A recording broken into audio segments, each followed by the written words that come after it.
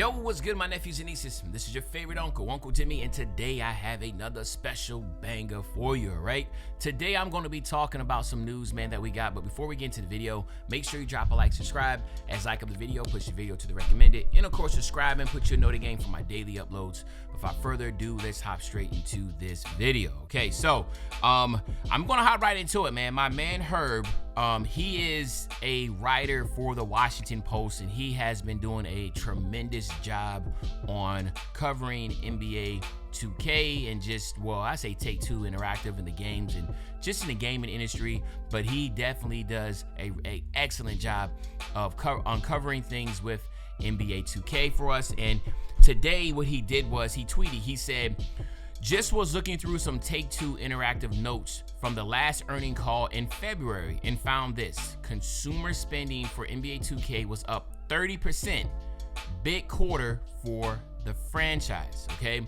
And then he dropped a screenshot of the actual recording or the data that was pulled from that. It says Q3 net booking were within our guidance range as outstanding performance in NBA 2K help offset moderation in some of our mobile franchises. So basically what they're saying is that the mobile franchises hasn't been doing as well as the 2K console franchise, and the 2K console franchise was doing so well that it actually offset the losses that they made from the mobile franchises, okay? The RCS rose 9% for the period, which was in line with our guidance. NBA 2K grew over 30%, which greatly surpassed our expectations, led by new features and innovation in our game modes. And I'm gonna come back to that. And then it says mobile increased 6%, driven by the addition of Match Factory and strengthened Toon Blast, Toy Blast, and what is this? Toy Blast. Hold up, and my phone just dropped. I don't know what this did. It just put some data up there. Okay, Toy Blast and Words with Friends. However, this was below our guidance, primarily due to declines in our hyper-casual mobile portfolio and Empires and Puzzles. Okay, that is something that is just, I don't know what games are talking about.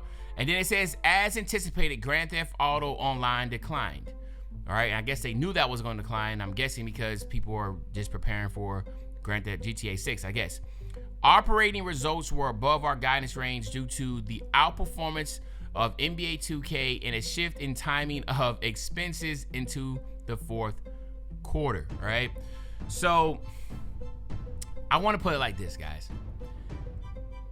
I'm gonna hop right into what I think the resolution to be before I go into what is going on. The resolution, and if anybody, a lot of y'all are younger, and if you're fortunate enough in high school, I always tell people, man, take economics. Like, take economics. And then we go to college, take micro and macro economics. Like, just learn the economy, right? The ins and outs of it. It's always, that is going to be a tool that you'll definitely use throughout life. Like, you know, when you take calculus, you're like, bro, I'll never use this again. You're going to always use econ, right?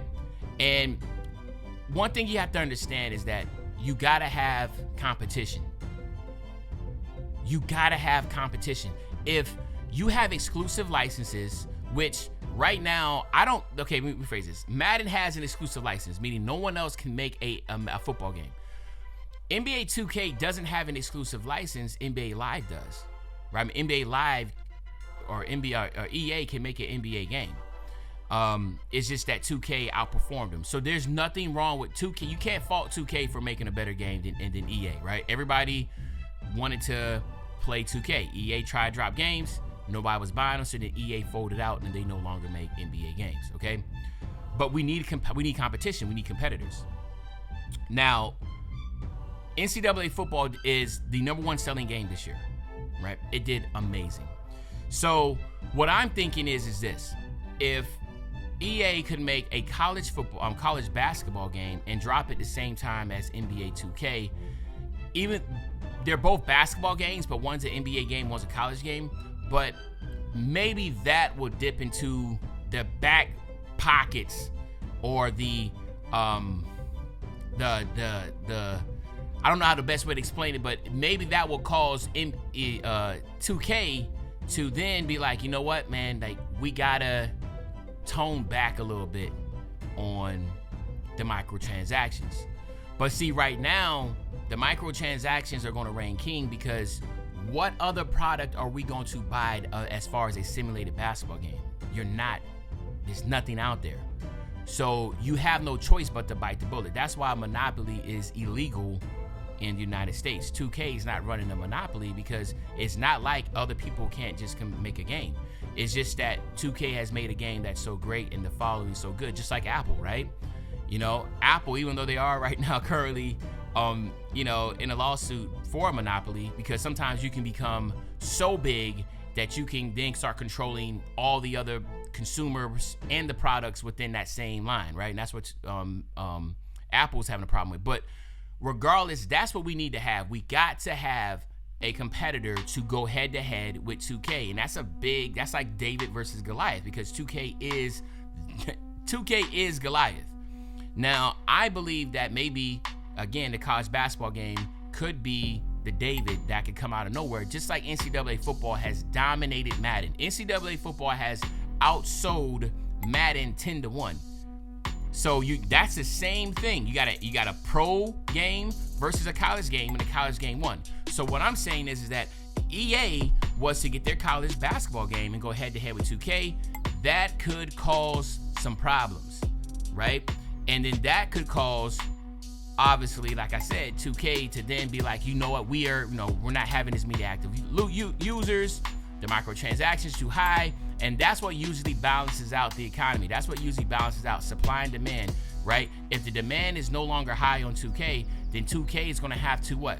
They're going to have to lower their costs, because again, if there's competition, and let's say for instance, you know, if EA drops their game and the college game, there's no microtransactions at all, it's straight free to play, a lot of people are going to play that game if the game has the same type of fun factor as NCAA football. Okay, so I just want to throw that out there. Now, the one thing I want to say is this: it says NBA 2K grew over 30%, which greatly surpassed our expectations, led by new features and innovation in our gaming modes.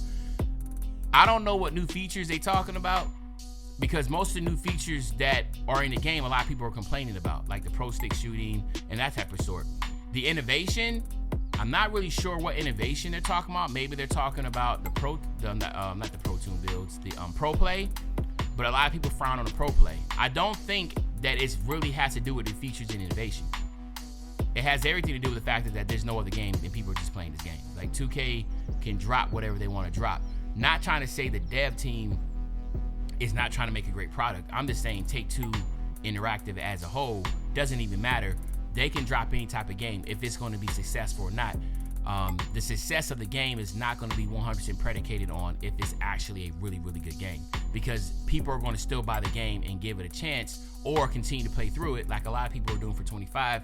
They're not really happy with the game, but they're still playing through it, and they're playing it because if you are an NBA fan or you love basketball, this is the only game you can play, right? So just keep that in mind. They kind of threw me off when I saw that. I was like, new features and innovation. I really wasn't sure what they were talking about, because the new features in the game, in my humble opinion, is not groundbreaking, right?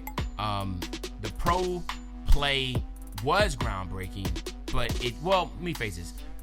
The Pro Play was groundbreaking. I just feel like there's some of the animations are just, it's becoming too animation based, and I can do a whole nother video on that. But I feel like the game has become too animation based to where, you know, really sometimes you just find yourself doing something and then the animation just takes over and you're like, bro, like what?